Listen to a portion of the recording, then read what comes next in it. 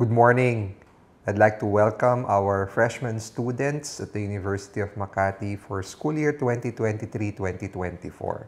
Welcome to the University of Makati.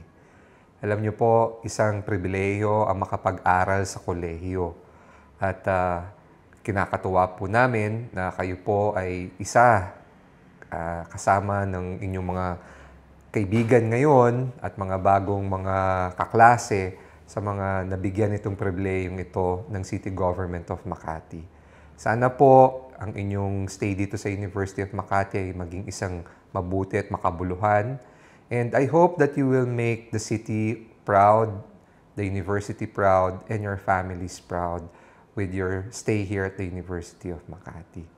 Alam niyo po, we are in a period of transition. Hindi naman kaila sa inyo na yung bagong desisyon ng Supreme Court between the territorial dispute of Makati and Taguig.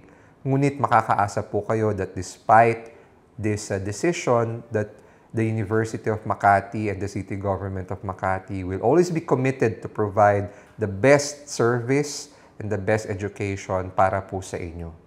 So again, welcome to the University of Makati, and we hope that you will become really very good Hirons and really very good Makatians. Mabuhay po kayo at muli, sana maging masaya ang inyong journey, ang inyong paglalakbay dito sa University of Makati. Magandang umaga po.